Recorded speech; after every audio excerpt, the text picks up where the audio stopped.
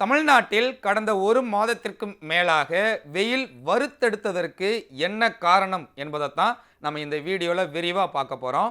சென்னை வானிலை ஆய்வு மையம் கொடுத்திருக்கக்கூடிய தகவல் படி 5க்கும் மேற்பட்ட மாவட்டங்களில் கடந்த 3 மாதமாக ஒரு சொட்டு மழை கூட பெய்யலை அப்படின்றது மிக அதிர்ச்சிகரமான செய்தியாக இருக்கிறது.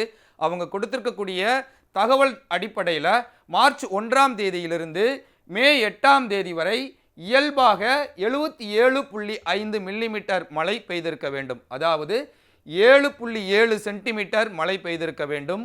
ஆனால் தமிழ்நாடு முழுவதும் பெய்திருக்கக்கூடிய இந்த மழையினுடைய அளவு 26.2 மில்லிமீட்டர், 2.6 சென்டிமீட்டர் மழை மட்டுமே கிட்டத்தட்ட மார்ச் 1ஆம் தேதியிலிருந்து மே 8ஆம் தேதி வரை 100 நாட்களாக பெய்திருக்கக்கூடிய மழையினுடைய அளவு வெறும் 2.62 சென்டிமீட்டர்.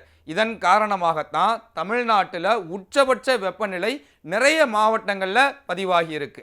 குறிப்பாக எந்தெந்த மாவட்டங்களில் எவ்வளவு மழை பதிவாகி இருக்கு, எந்தெந்த மாவட்டங்களில் ஒரு சொட்டு மழை கூட பெய்யலை அப்படின்றத விரிவாக நம்ம பார்க்கலாம்.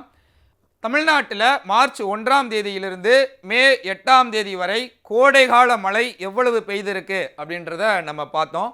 7.7 சென்டிமீட்டர் பெய்யக்கூடிய மழையானது 2.5 சென்டிமீட்டர் மட்டுமே பெய்திருக்கு. கிட்டத்தட்ட 66 விழுக்காடு மழை பொய்த்து போயிருக்கு என்பதுதான் நிதர்சனமான உண்மை.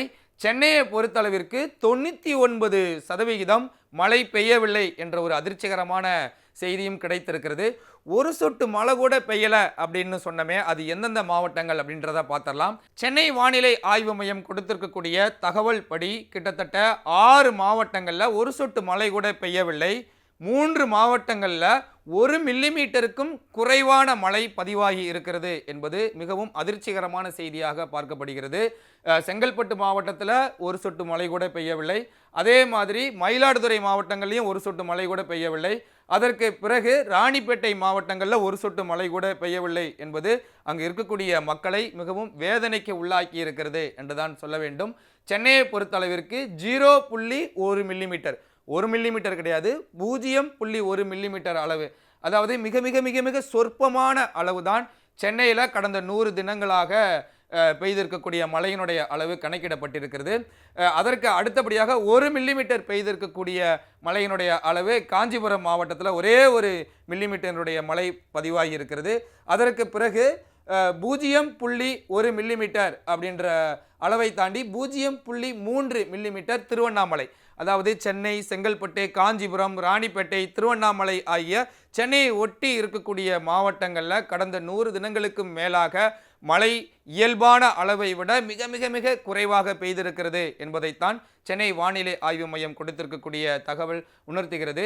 இதன் காரணமாகத்தான் தமிழ்நாட்டில் கடந்த ஒரு மாதத்திற்கும் மேலாக வெப்ப அலை, அதிகபட்ச வெப்பம், வெப்ப அனல் காற்று, உச்சபட்ச வெப்பம் 42 டிகிரி செல்சியஸ், 43 டிகிரி செல்சியஸ் இதையெல்லாம் பதிவாகுவதற்கு மிக முக்கியமான காரணம் தமிழ்நாட்டில் கோடை மழை பொய்த்து போனதுதான்.